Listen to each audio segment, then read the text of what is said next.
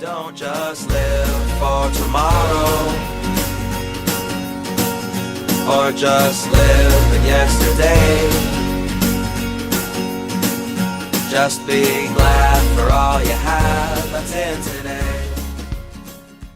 Hey everyone, Connie here, and welcome to my blind reaction to RWBY Volume 8, Chapter 14, the finale of the volume. Last time, we got intense. Things are getting pretty intense.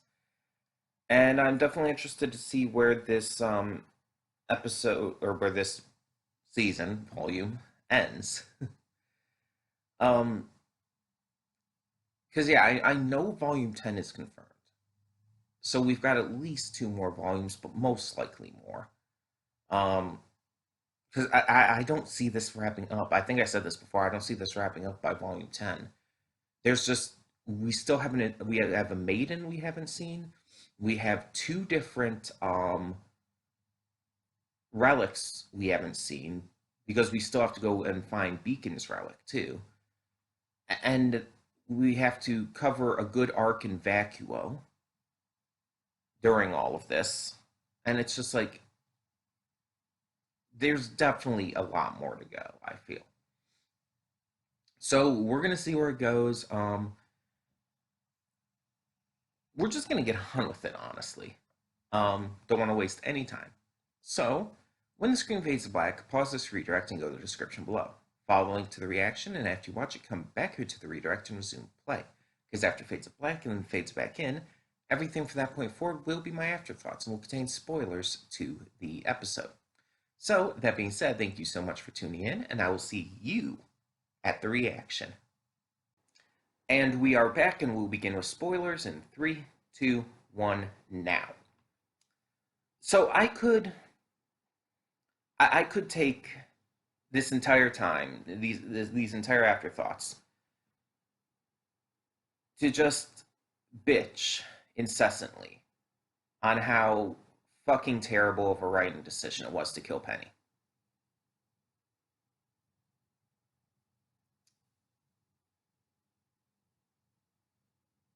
But I'm gonna keep that brief. So I'll just say there's a few reasons why killing Penny off was a bad decision. 1, they already did so. She was an extremely popular character. Killing her off in Volume 3 in order to shift the tone of the series and make a statement, thereby showing how powerful, how dangerous, and how ruthless the villains are, was a great decision. And then bringing her back was also a great decision in Volume 7, because it showed, well, the logical step. Her being a robot, yeah, she could conceivably be brought back. And again, having been such a popular character, bringing her back also made sense in terms of something that they should have done. But then killing her again 2 volumes later, it just feels repetitive and wrong. And that goes into my number 2 reason for why this was a bad decision. It makes Penny feel like a plot device. It makes her feel less like an actual character and more like a plot device. Like she's just there to serve the plot. She died in Volume 3 to push the villains into being much more threatening and much more frightening and a bigger force. It shifted the tone of the series, and that was a big deal. And then she's brought back for 2 volumes, and basically, to put it simply, her existence and her sacrifice and everything, it just serves the plot and serves the characters. It makes her feel like the entire reason for bringing her back was just to sacrifice her again, just for these kinds of reasons. Like everything with her was just serving, furthering the plot and the arcs that these characters would be going through. It just, it doesn't work. And on top of that, like, this is also a bad writing decision because, once again, she is one of the more popular characters in the show, without question. Along with the likes of Yang and whatnot, she is definitely one of the most popular characters in this series. That's undeniable. Everyone loves Penny. So killing her off in the first place in Volume 3, again, for the shock value of it all and for what it did for the series, was a great decision. But then bringing her back only to kill her off again after only 2 volumes feels like it's insulting the fans. Feels like it's seeing like, oh, you like this character? We're gonna bring her back only to just completely kill her for good this time.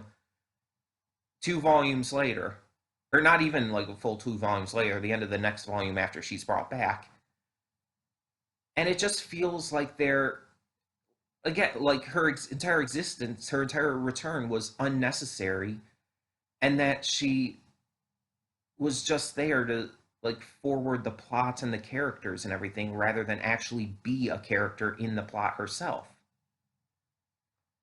And it feels, as a fan, as someone who's grown to really, really like her more than ever over these past 2 volumes, it feels just like really upsetting, and not in the way it should feel upsetting. I didn't cry, as you noticed. And you guys know I cry very easily. I'm not upset with her death in terms of the series. I'm upset that she died. I think it was just such a bad writing decision. It made no logical sense. And another big reason, just 2 episodes ago, she was turned into a human. She was saved. And that makes that entire plot point about saving Penny and everything throughout this volume seem completely pointless. If she's just gonna die anyways, it seems completely pointless and makes that entire or basically her entire character arc through this mean nothing. It means nothing. And you could say like, oh, but this time she chose this. This was her choice. This was her free will and everything. It showed her humanity. And it's like, yes.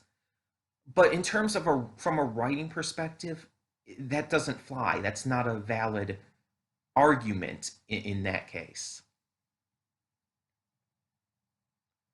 And then the fact that it's Winter that she gave the parts. I mean, I guess she figured maybe Ruby was dead by that point, but there's no evidence of that. There's no evidence that she's dead. And they just kind of assume it, and it's like, I guess Winter would be the next choice, but it's like, it just seems weird that it went to Winter of all characters. Because it's like, oh, haha, her name's Winter. She has to be the Winter Maiden. Haha, get it? It's like, that was a dumb idea from the start, and I'm glad that they subverted that by giving it to Penny.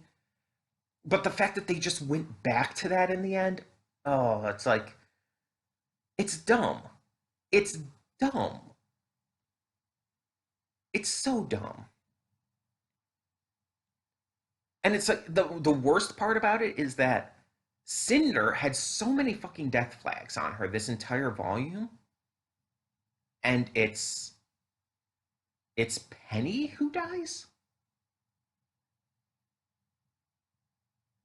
It's Jacques who dies? It's Watts who dies? They die before Cinder, who had so many death flags, it's not funny?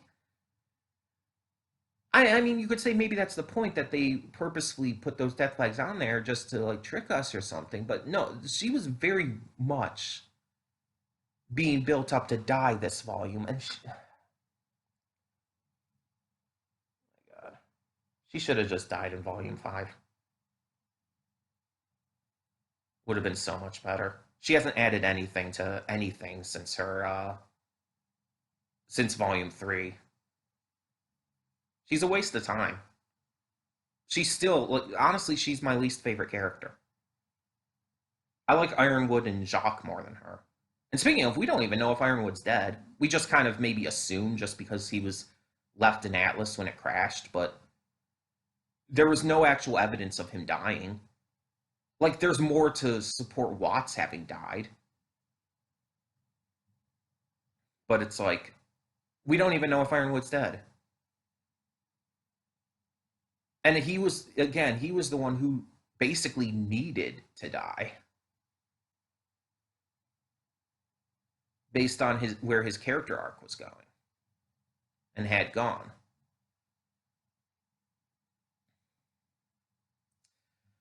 But yeah, let's talk about more about this episode. Stuff that isn't just going to irritate me, I guess. So last time we saw Yang fall down into the abyss, and we all knew she wasn't dead. Like, again, one of the most popular characters, and I guess that doesn't matter to Rooster Teeth, though. Um, One of the most popular characters, they were, especially of Team RWBY, they weren't going to kill her off. But then when others started falling in this episode, it's like, okay, yeah, no. The instant like Ruby and Blake fell, it's like, oh yeah. I mean, if it wasn't obvious before, it's obvious now. They wouldn't kill off two of Team RWBY in one go, much less three of them in the course of two episodes. Like that's not going to happen. And Ruby is not going to die. Ruby has the most just how do I put it? Plot armor. She has. I guess that's the best way to put it. She has the most plot armor of any character. She's not dying. So this dire warning from Ambrosius, just he never said they would die. So instead, it seems based on the end credits scene, they were transported to some other world. We don't know what that is, but I'm disappointed by this too, and I really hope that this doesn't take up too much time in Volume 9 because the openings usually are very metaphorical, but the fact that Volume 8's opening clearly was literal in terms of them falling and everything, and even the end card of the opening showed the scythe stuck in the ground in a certain angle, and that was the exact shot we saw of this other world. Like it's kind of ridiculous, if I'm being honest. It's just like the opening. It just further shows why this is my least favorite opening of the entirety of RWBY. It's just again, it's too literal, like with its imagery. And that's not what RWBY openings have been, like ever. The openings have been so metaphorical about pretty much everything. And it's like, that's. And there's other reasons why I don't like this opening, but still. Um, there's not much else to say. Like, Jean actually went through with. I'm still confused. I swear I thought Jean was in Vacuo. I'm gonna have to look that up. I'm gonna have to check out the last episode because I swear I thought he was in Vacuo with Oscar and all them, but I guess not. Um, but either way, he went through with agreeing to Penny's sacrifice. Wonder how that's going to affect him going forward. And the fact that Neo was with them in the other world too, I wonder what that's going to do. Maybe we'll get some big developments on Neo. That would be cool. Although with her being mute, I wonder like how that's going to be expressed. And how are they going to get back from this other world? Because there's only two theories I really have with this. And one, it's the world of the gods, in which case maybe the gods will send them back because they technically didn't die. I don't know. The second option is maybe it's like the kind of pocket dimension that all the vaults are located Um, in which case it's bigger than I thought. I thought it was just like separate little like pockets for each vault, but I maybe not.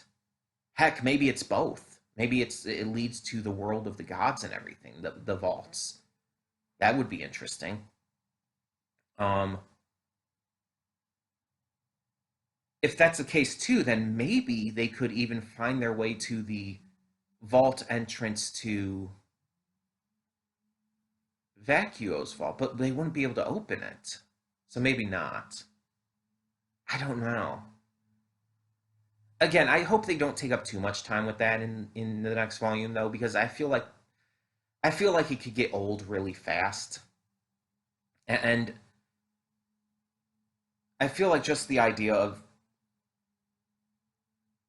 of certain things happening, I guess, would just be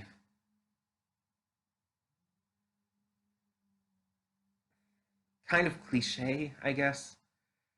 Like the entire thing about them thinking the entire volume that everyone who fell is dead and everything, and just the moping that would come from that would feel very bland.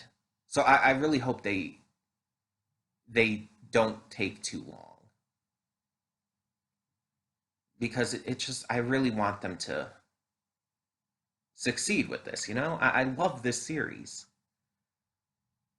but this finale has many issues. And while I still think overall Volume 8 has continued the trend of being better than the last, with each volume being better than the last, um, this finale was definitely lacking to me. The fact that, again, Penny's death, way too many questions left unanswered, the ambiguity of Ironwood's death, and on top of it, Cinder of all characters winning.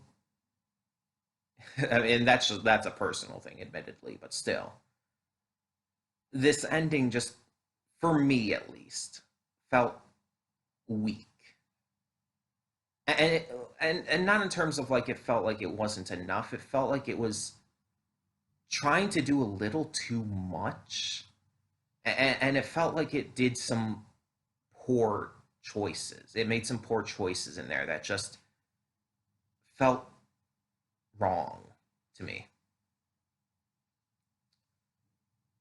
Again, maybe that's just me, but I was not as satisfied with this finale as I have been with others. In terms of darker finales where the villains win, Volume 3 was honestly better. And the villains didn't entirely win at the end of Volume 3, I know, but still. It was still better in terms of a finale. Um, yeah, it's just, I am really upset that they killed her off.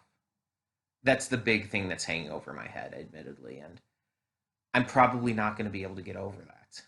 It was such a bad decision.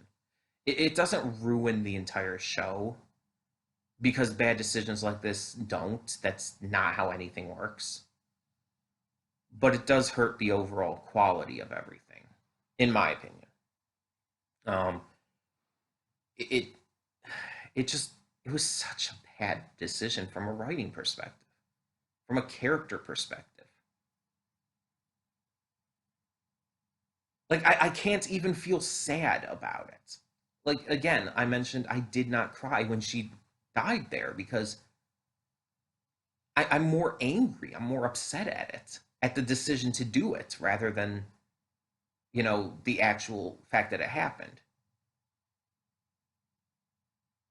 I'm not sad for Penny's death. I'm upset that they wrote that into the script. But I know there's nothing I can do about it.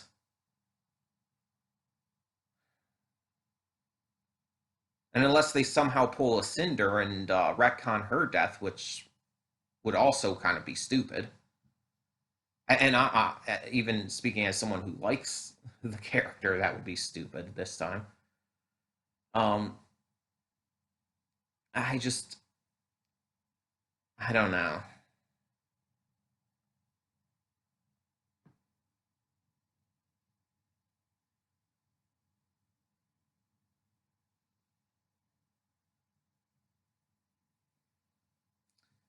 I'm curious about one thing though. When they escaped and everything, they didn't take Penny's body with them. So when everything dissolved, when all the pathways and doorways dissolved, wouldn't her body have fallen into the abyss and ended up in the same world as everyone else? I just thought of that. Because they didn't take her body with them. So maybe there's a chance for the gods to revive her? If that is the case of what's going on here.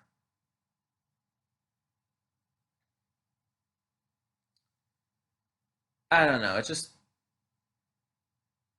It feels to be like things went in every wrong direction with how it was set up.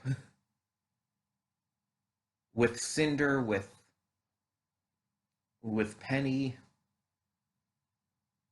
with Ironwood technically, it just feels like none of that ended how it was set up to end. Again, Cinder had so many death flags on her this season that she should have died. Ironwood should have died based on his character arc and everything that was happening. Again, he might have, but we have no evidence that he did. In fact, there's really nothing to say that he did. It's so ambiguous. Um, and Penny is the one who shouldn't have, because basically she had what would be the opposite of death flags on her. She had such plot immunity. It's not funny. Her death literally makes no sense for the plot and for the her character arc, for everything that had been happening. Again, I'm not gonna just ramble on about that forever though. Although I probably could.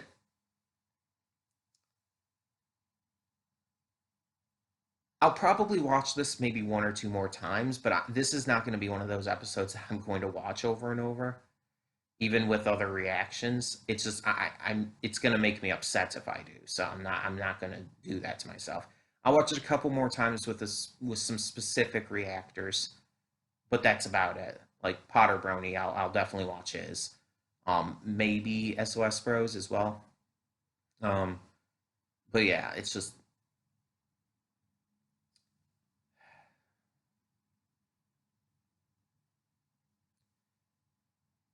there were so many wrong decisions made. I'm sorry. There were. And again, it's not a satisfying conclusion to this volume. It doesn't ruin the volume, it doesn't ruin the series. But it's not a satisfying good conclusion to this volume. Like I'm thankful to Rooster Teeth for continuing the series and for doing so well generally on it, but I'm not going to I'm not going to just pretend that because of that it's going to be perfect. I'm going to acknowledge when issues exist. I'm not going to hold that back. So this was not the best ending to a volume. It was not that great. It was really disappointing, and again, it's not because the heroes lost or anything. It's not because characters died. I expected characters to die, But it's the problem of the specific choices they made went against everything that the season had built up through its story, through its characters, through how everything was clearly set to be going. They subverting expectations is fine if it doesn't interfere with basic writing and like everything else that had been clearly. I gotta end this. I'm too upset at that. In the end, tell me your thoughts down in the comments below. Um, as for what is going to replace this, I believe I've already said it in these reactions. I've definitely said it on other videos, but starting next week, we will be beginning Infinity Train Season 2. So, yeah. Yeah. We're starting Season 2 of Infinity Train, or Book 2, because it's one of the series that refers to seasons by books, which is, I mean, fine, because Avatar and Legend of Korra do that, and I love those. It's just I'm used to calling things Season 2, so. But Book 2 of Infinity Train starts next week. And we're just gonna kind of move on from that. Obviously, when Volume 9 hits, I will be reacting to that, and hopefully it'll fix things, at least as much as it can. In the meantime, though, yeah, I'm Connie, and I'm signing off. See you all next time.